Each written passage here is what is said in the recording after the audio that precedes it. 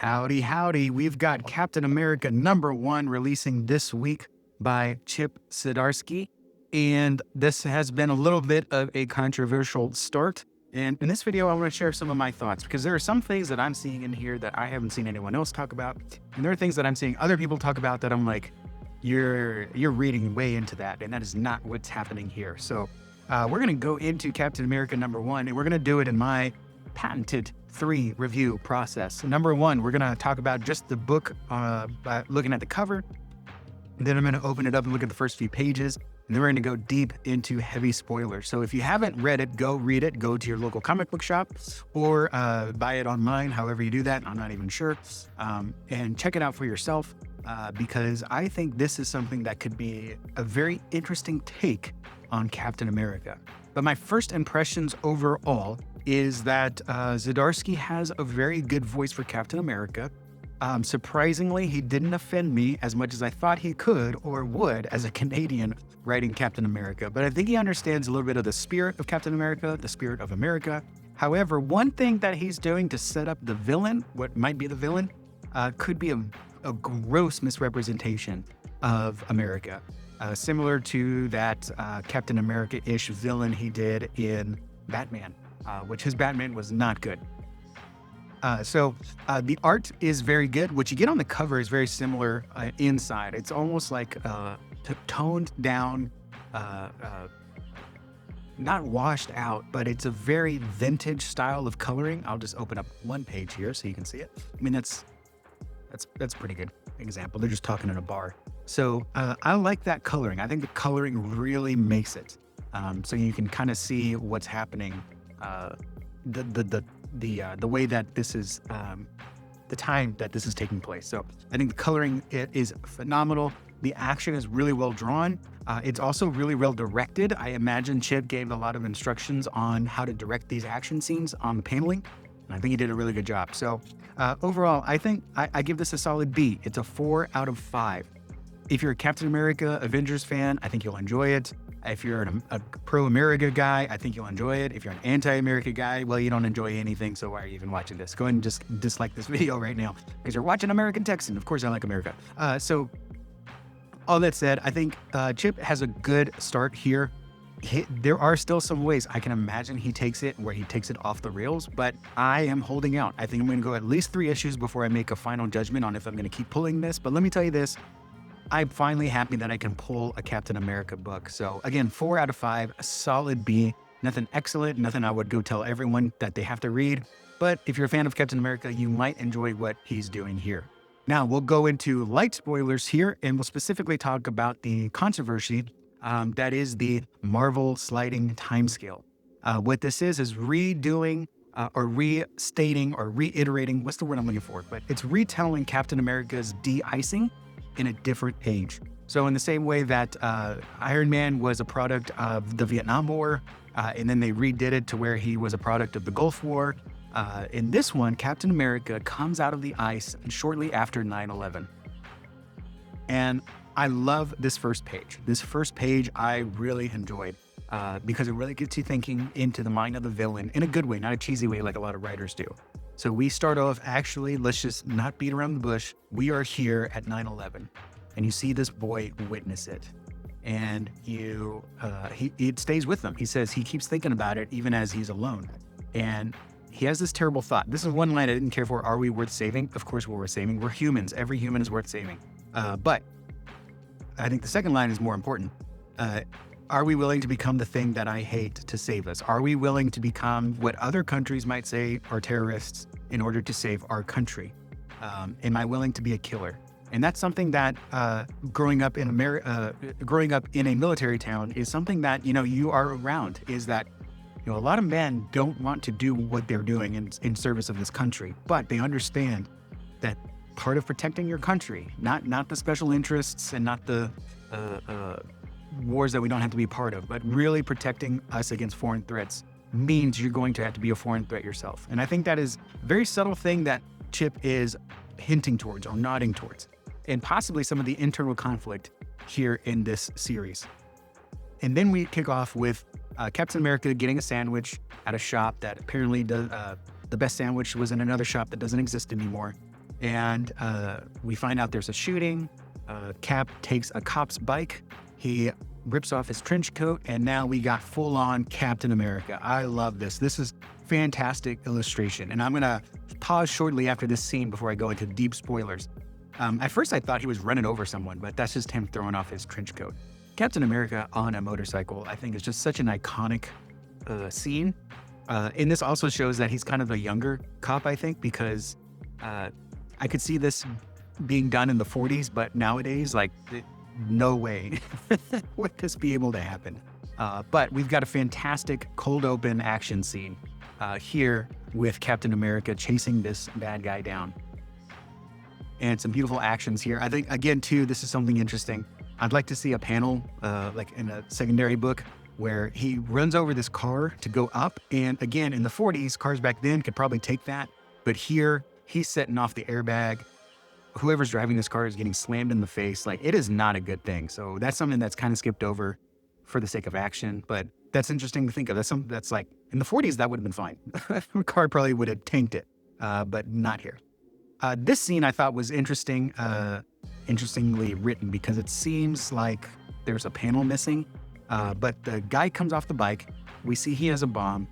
Captain America's like, please don't have a bomb.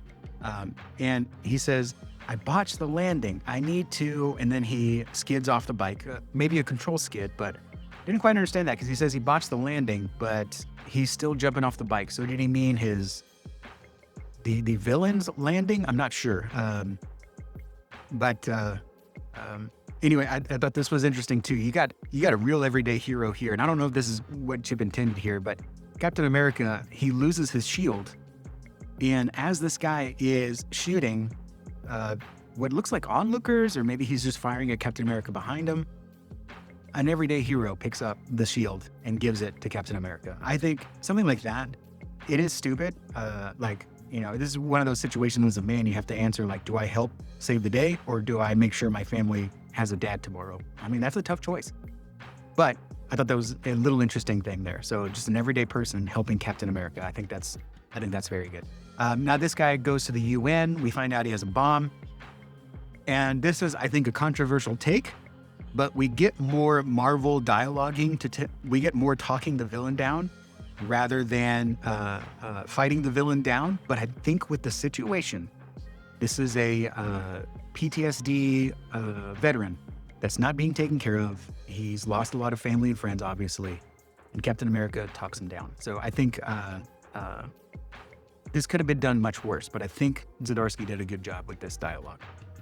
So that is the intro to it. And you saw some of the art. Again, I think there's a lot of ways to take this, and I like that style of writing. That's why I like One World Under Doom by Ryan North right now, because he's throwing it right down the middle.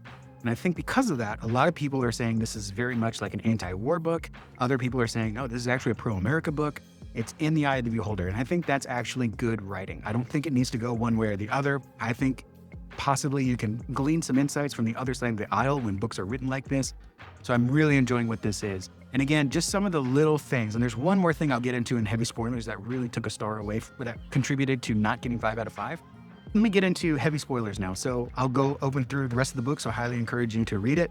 And we get more about, they have to prove that Captain America, like, this is Captain America. They don't know how it happened, how he came out of the ice, but he did.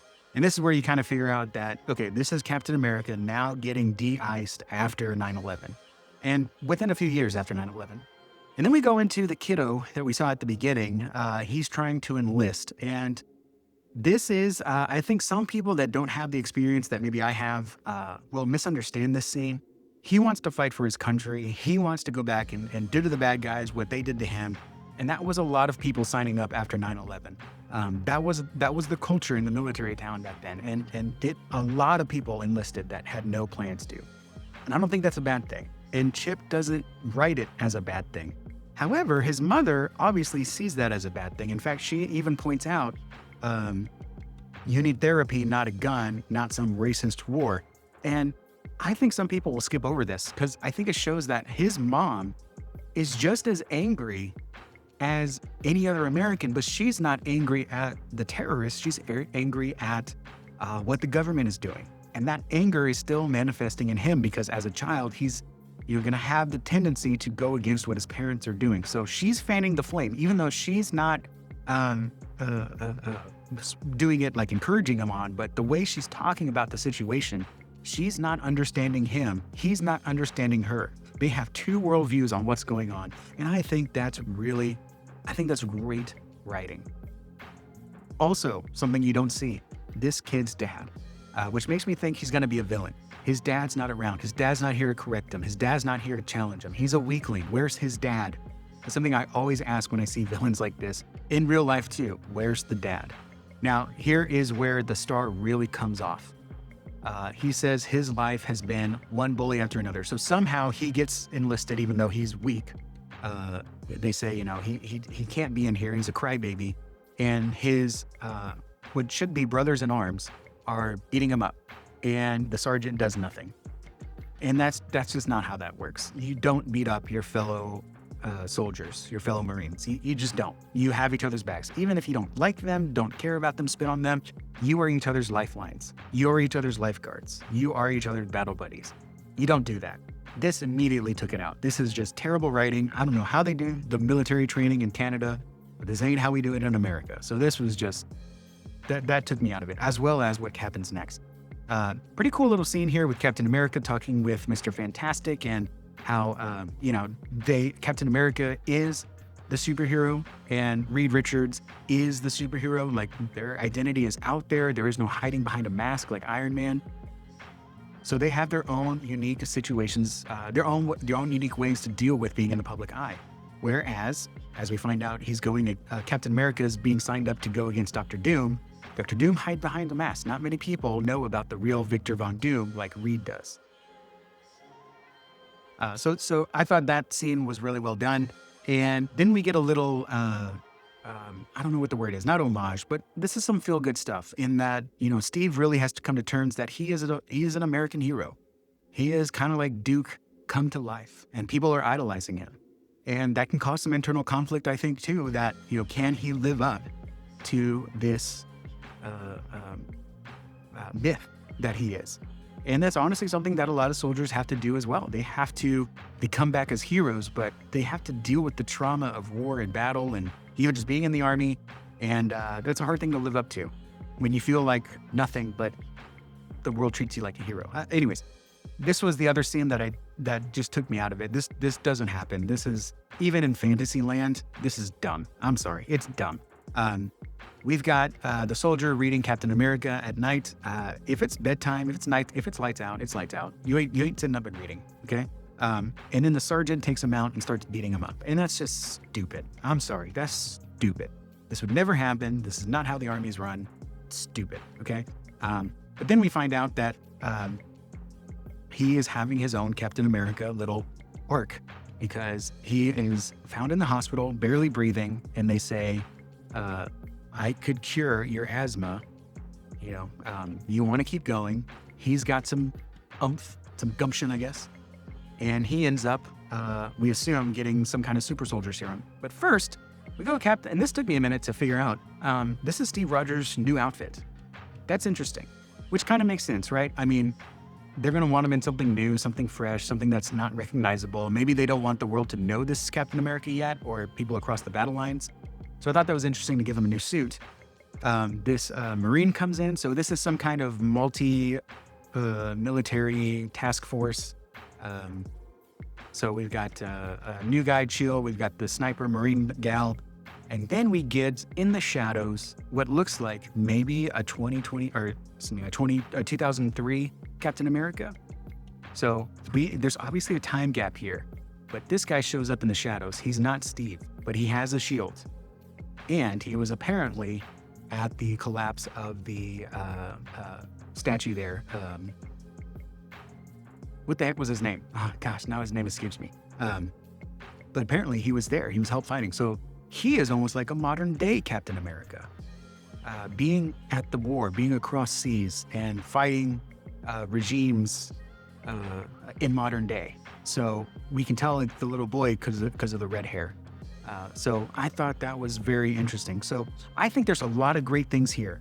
Again, the sergeant and the soldiers beating their brother, that's dumb. What a total miss. Just terrible writing. But everything else, I really enjoyed. So I think there's a lot here. And there could be something here with the little boy. Is this the formation of a hero or is this the formation of a monster? A lot of people are just assuming he's violent by nature, so he's using this as an excuse to be violent. I don't see that. I see him as wanting to do the right thing, but then it gets bent into maybe becoming the wrong thing, which is kind of a commentary on American government. It was started with the right intention. The world wars were started with the right intention. Well, not started, but we came in with the right intention. But now it's become something that, we don't want to be fighting. I wouldn't say it's become racist, but it's definitely become not in Americans' interests, but corporate interests. And that's not to say anything about our boys fighting. Obviously, support the troops 100%. But there is something to be said here that maybe something good can become corrupted in the name of good. But is it still good? I think there is something there that Chip might hopefully succeed. Now, he could take it in a totally wrong way and make this say that everything is bad. And that's where writing just gets dumb, right? Everything is bad. Just because it has the intention of being good, it's against what we believe, so it's bad. But I'm not seeing that yet from Chip. And when he did Avengers Twilight, he had a good voice for Cap. And I think he continues to have a good voice for Cap. So again, 4 out of 5. Did you read Captain America #1? I hope you did. Let's talk about it in the comments below. Thank you guys for watching, and I'll see you all in the next video. Adios.